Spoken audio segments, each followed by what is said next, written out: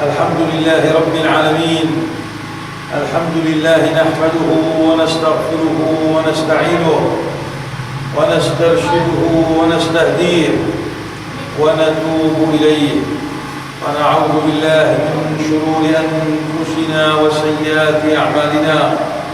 من يهد الله فلا مضل له، ومن يضلل فلا هادي له. أشهد أن لا إله إلا الله وحده لا شريك له، وأشهد أن محمدًا عبده ورسوله صلى الله عليه وآله الطيبين الطاهرين، أفضل ما صلى على ملائكته المقربين، وأفضل ما صلى على أنبيائه المرسلين، وأفضل ما صلى على عباده الصالحين. أما بعد، فالسلام عليكم ورحمة الله وبركاته. يحتاج كل منا إذا كان في حيرة من أمره إلى من ينصح له، ويتمنى أن يجد من إذا حدثه لا يكذب، ومن إذا سأله عن أمر أجابه بما يكون فيه خيره ومنفعته. من منا لا يحب أن يرى محدثا لا يكذب عليه ولا يكذبه، ومن منا لا يرغب في أن يجد ناصحا لا يغشه، وهو يعلم أن من غش أخاه، كما جاء في حديث رسول الله صلى الله عليه وآله وسلم، أن من غشنا فليس منا، وأن من رأى أخاه على أمر يكرهه وهو يقدر على تغييره فلم يفعل فقد خانه. وقلما تجد رجلا تجتمع فيه صفات الصدق إذا حدث، وصفات التنزه عن الغش إذا نصح. وهناك دليل تجتمع فيه هذه الأمور، وهو ليس بالمستصعب ولا بالشيء الذي يتعذر أو يتعسر إحضاره أو حضوره أو محادثته. ذلك الشيء الذي إذا أردت أن يكلمك الله عز وجل قرأت فيه، كما جاء عن أحد الحكماء حين قال: أنا أكلم الله والله يكلمني. فلما سئل كيف تكلم الله وكيف يكلمك الله، قال: إذا أردت أن يكلمني الله عز وجل قرأت في كتابه، وإذا أردت أن أكلم الله صليت، إذا أردت أن أكلم الله عز وجل صليت أقمت الصلاة، وإذا أردت أن يكلمني قرأت في كتابه. كتاب الله عز وجل الذي قال سبحانه وتعالى فيه: إن هذا القرآن يهدي للتي هي أقوم. هو في وصف أمير المؤمنين علي بن أبي طالب عليه السلام بهذا الكتاب: هو الناصح الذي لا يغش والمحدث الذي لا يكذب. وما جالس أحد هذا القرآن إلا قام عنه بزيادة أو نقصان، زيادة في هدى أو نقصان من عمل. إذا أراد أحدنا أن يبحث عن ناصح لا يغشه وعن محدث لا يكذب، فالقرآن هو الناصح الذي لا يغشك، وهو المحدث الذي إذا حدثك لا يكذب. فما مقدار اهتمامنا بهذا الناصح الأمين وبهذا المحدث الذي لا يكذب؟ مما قرأته في سيرة الحكيم العربي والطبيب والفيلسوف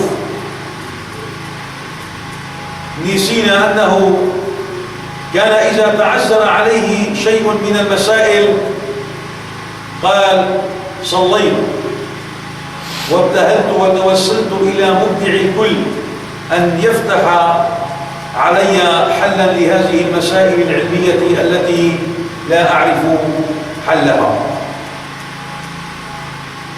وجاء عنه أيضا أنه كان يستصهر كتاب الله عز وجل مرة كل 3 أيام.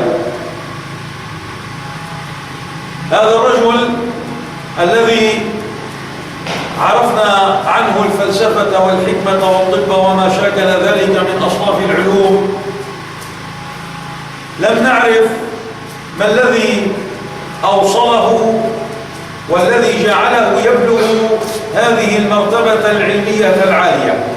بلى إنه قرأ ما سبقه من آثار الفلاسفة وكتبهم ومما كان يتيسر له، لكنه كان حين يعيه البحث وحين يتعذر ويتعسر عليه أن يعرف حلا لبعض معضلات العلم في زمنه كان زيادة على اجتهاده في الدراسة وفي البحث يذهب إلى الصلاة، لأنه يعتقد أن الله سبحانه وتعالى يهيئ له بتلك الصلاة ما يزيل عنه تلك الغشاوة التي كانت على ذهنه وما يفتح له فيها من مغاليق العلم.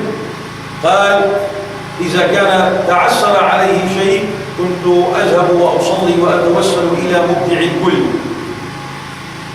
ما مقدار اهتمامنا بهذا الناصح الذي لا يغشنا، وبهذا المحدث الذي لا يكذب، وبهذه الصلاة التي كان العلماء والعباقرة والفلاسفة يتجهون إليها، وإن اختلفت حركاتها عما نحن فيه.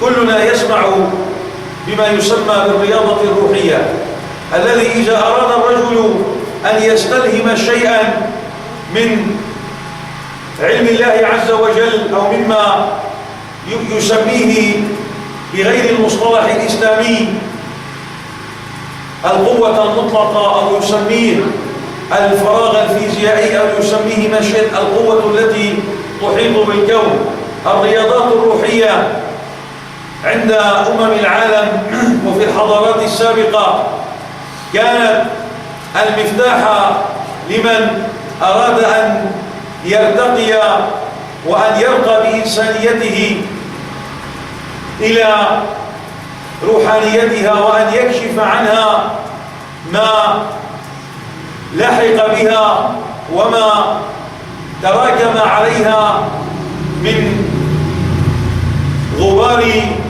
الغرائز والمقتضيات والطبيعة والشهوات.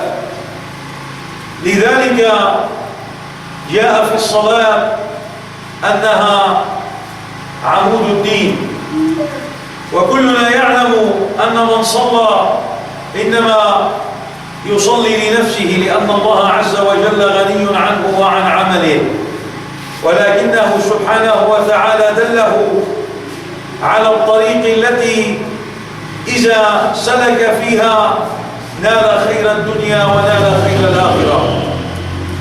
وما كلف الله سبحانه وتعالى عباده شيئا من الحدود وما فرض عليهم شيئا من الفروض إلا لمنفعة تصيبهم وإلا لخير يرجع إليهم، وما حرم عليهم شيئا من الفواحش ولا من الأطعمة ولا من الأشربة إلا لأن فيها ضررا يصيب أبدانهم.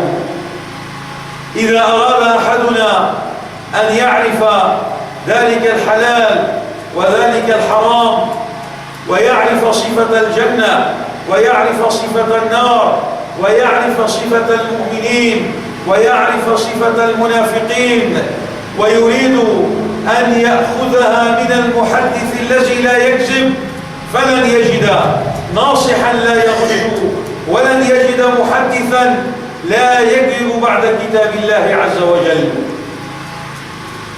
الذي يهدي للتي هي أقوم. من أراد أن يحدثه رجل لا يغشه ولا يكذب ولا يفتري ولا يختلق، فليقرأ كتاب ربه.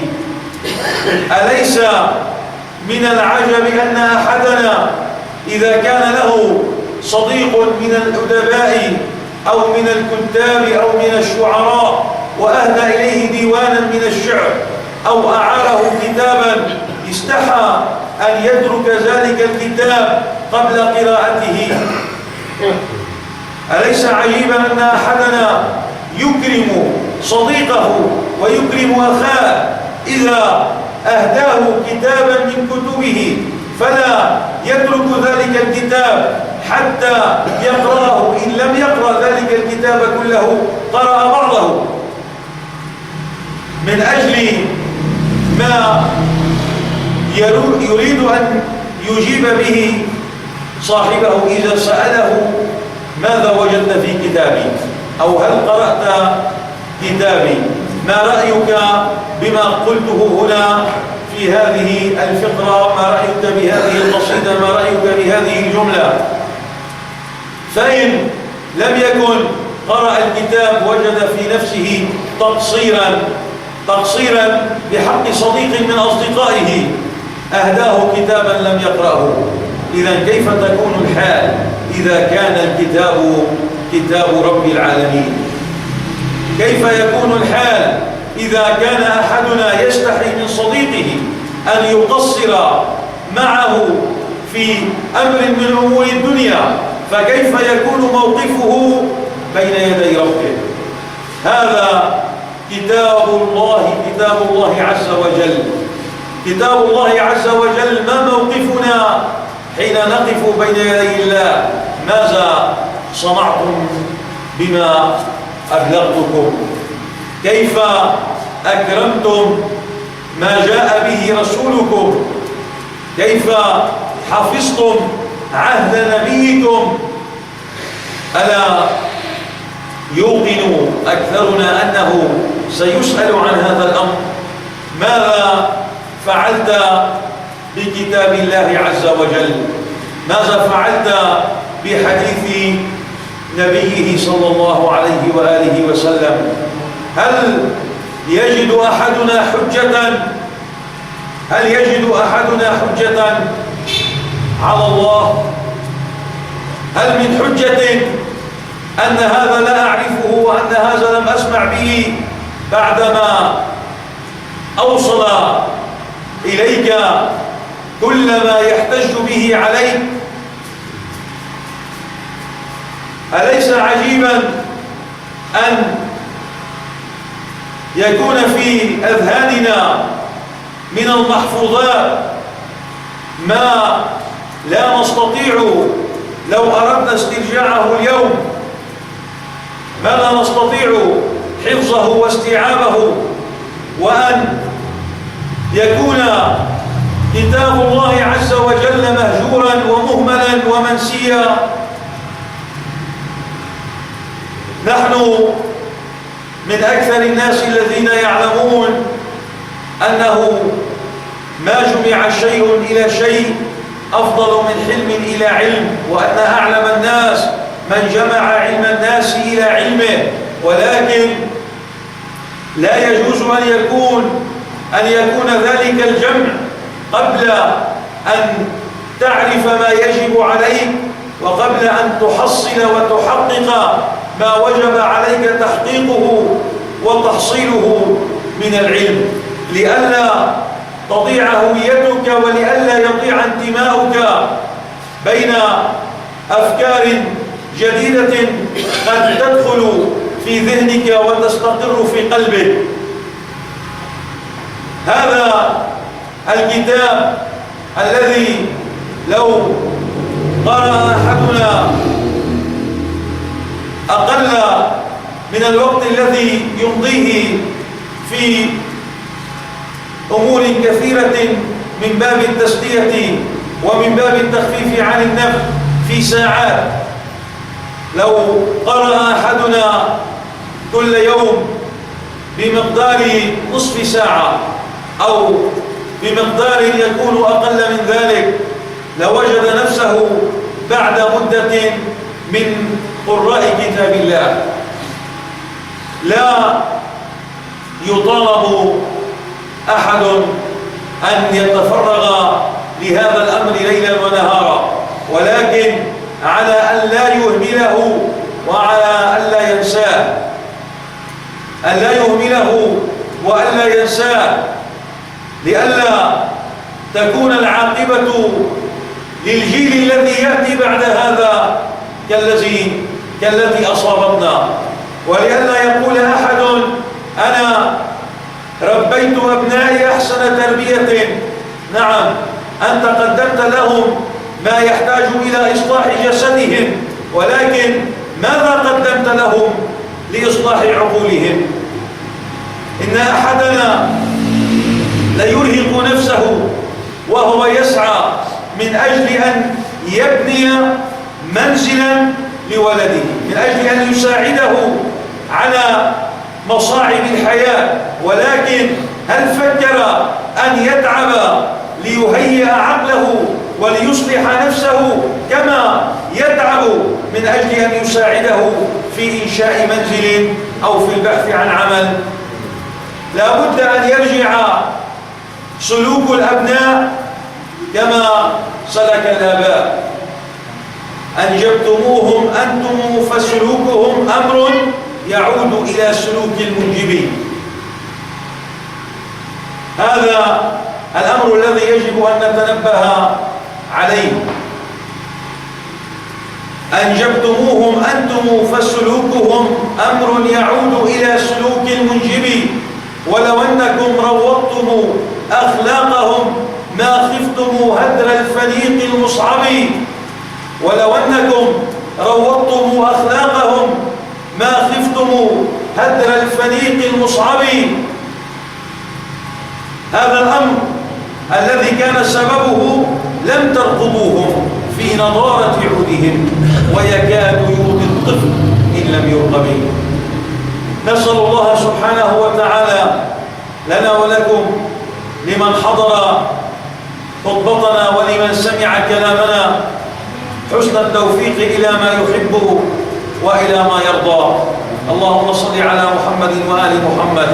عباد الله، إن الله يأمر بالعدل والإحسان وإيتاء ذي القربى وينهى عن الفحشاء والمنكر والبغي يعظكم لعلكم تذكرون. اللهم اجعلنا ممن ذكرته فتذكر وزجرته فانزجر وأسمعته فسمع وبصرته فأبصر. أقول قولي هذا وأستغفر الله لي ولكم.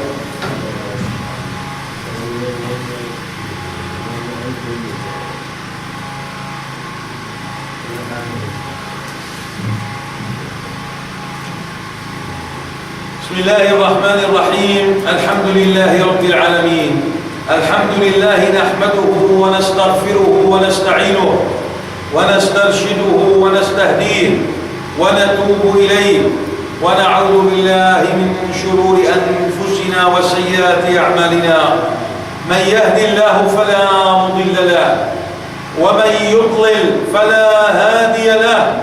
أشهد أن لا إله إلا الله وحده لا شريك له، وأشهد أن محمدًا عبده ورسوله صلى الله عليه وآله الطيبين الطاهرين، أفضل ما صلى على ملائكته المقربين وعلى أنبيائه المرسلين وعلى عباده الصالحين. أما بعد، فالسلام عليكم ورحمة الله وبركاته. بين المقال وبين الفعال مسافة بعيدة، بين أن تقول وبين أن تفعل بون شاسع. هذا البون يمكن تقريبه بماذا؟ بأن يوافق القول الفعل، أن يتوافق القول والفعل. شاهد الإمام الحسن عليه السلام رجلا جاوز الحد في التقشف حتى ترك ثيابه على حالها، اتسخت فلم ينظفها، فقال له الإمام الحسن عليه السلام، ويروى هذا الحديث عن غيره: يا هذا أما سمعت قول الله تبارك وتعالى وأما بنعمة ربك فحدث؟ فوالله لابتزالك نعم الله بالفعال أحب إليه من ابتذالكها بالمقال. ابتذالك نعم الله عز وجل بالفعال أحب إلى الله من أن تبتذلها بالمقال. إذا قال أحدنا بعد ذنب أحدثه أستغفر الله، الواجب يقتضي عليه أن يرجع عن الذنب الذي أحدثه. لماذا؟ لأن معاودة الذنوب بعد الاستغفار تدخل العبد في درجة الإصرار على الذنب الذين جاء في صفتهم في قوله سبحانه وتعالى ولم يصروا، نفي الإصرار على الفعل. يقول الإمام الحسن عليه السلام: الاستغفار مع الإصرار ذنوب مجددة. الاستغفار مع الإصرار ذنوب مجددة. ويقول عليه السلام حين سئل عن المروءة قال: ألا تفعل شيئا في السر تستحي منه في العلانية. إذا أراد أحدنا أن تنفعه صلاته، وذلك أن للمؤمن كما تعلمون 3 علامات كما جاء في حديث رسول الله صلى الله عليه وآله وسلم: إن للمؤمن 3 علامات: الصلاة والصيام والزكاة. إذا أراد أحدنا أن تنفعه صلاته وأن ينفعه صيامه وأن تنفعه زكاته فليكن ممن سكن في نفسه معرفة ما يعبد، أي ممن يكون على يقين من ما يقوم به ومن يقين ساكن في قلبه ورسوخ لما يفعل به من أجل أن ينتفع بالعبادة التي يعبد بها الله عز وجل. يقول الإمام الحسن عليه السلام: سكنوا في أنفسكم معرفة ما تعبدون. سكنوا في أنفسكم معرفة ما تعبدون حتى ينفعكم ما تحركون من الجوارح بعبادة من تعرفون. سكنوا في أنفسكم، سكنوا في أنفسكم أي كونوا على يقين.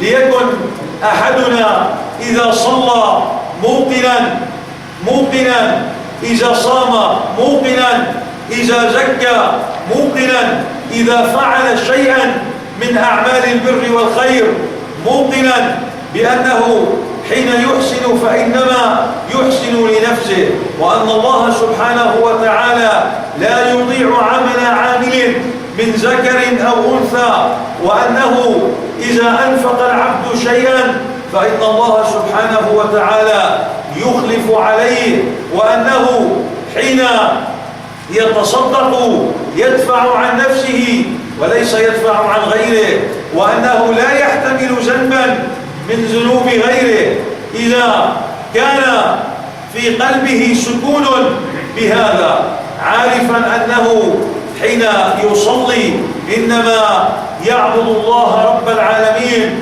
يعبد الذي خلقه فصوره وأحسن تركيبه وجعله في أحسن تقويم، وأنه لا يستطيع مهما كان عمله ومهما كانت عبادته لو أراد أن يشكر الله عز وجل على نعمة حسن التقويم، حسن الخلقة، الصورة التي هو فيها، ما استطاع أن يبلغ معشار ما يجب عليه من شكر الله عز وجل على حسن استواء خلقته وعلى تمام صورته. فكيف إذا كان الأمر بعد ذلك فيما يفعله من أعمال البر والخير؟ أليس إذا فعلت أمرا أو قدمت شيئا من أعمال البر كان الله تعالى هو الموفق من أجل أن تفعل هذا العمل؟ ألم يجري في الحديث أنه لا ينفع الاجتهاد بلا توفيق أو من غير توفيق؟ ماذا يستطيع أحدنا أن يفعل لو أنه نوى أن ينفق من المال كذا وكذا، ونوى أن يصلي كذا وكذا، ولم يوفق إلى فعل شيء من هذا؟ ما تكون طاقة أحدنا إذا نوى المعصية ثم تعسرت عليه تلك المعصية؟ أليست تلك نعمة وفق الله تعالى لها؟ العمل في البر وتعسر المعاصي نعمتان من نعم الله عز وجل، الذي يجب أن نسكن في قلوبنا بعد معرفته سبحانه وتعالى، لأنها أول الدين، كما جاء في حديث مولانا أمير المؤمنين علي بن أبي طالب عليه السلام: أول الدين معرفته، أول الدين معرفة الله سبحانه وتعالى، هذا هو أول الدين. فإذا سكننا في أنفسنا معرفة ما نعبد ونحن نصلي ونحن نصوم ونحن نزكي، حينئذ فهذه الصلاة وهذا الوقوف وهذه الزكاة وكل شيء نفعله بجوارحنا فسيكون نافعا لنا. أما إن لم نسكن في قلوبنا معرفة ما نعبد فلن ننتفع بما نحرك به جوارحنا بعبادة من نعرف، لأننا حينئذ نكون داخلين في باب من يعبد ما لا يعرف ومن يفعل على غير علم. نسأل الله سبحانه وتعالى أن يجعلنا وإياكم على هدى وعلى بصيرة وعلى بينة من أمره، وأن يوفقنا لما يحب ولما يرضى، وأن يجعل تقواه خير ما نحمله زادا في معادنا، وأن نكون لنا ولجميع إخواننا نصيب من رحمته ومن بركات خيره ورزقه وعفوه ومغفرته. عباد الله، إن الله يأمر بالعدل والإحسان وإيتاء ذي القربى وينهى عن الفحشاء والمنكر والبغي يعظكم لعلكم تذكرون. اللهم اجعلنا ممن ذكرته فتذكر وزجرته فانزجر وأسمعته فسمع وبصرته فأبصر. أقول قولي هذا وأستغفر الله لي ولكم. أقم الصلاة.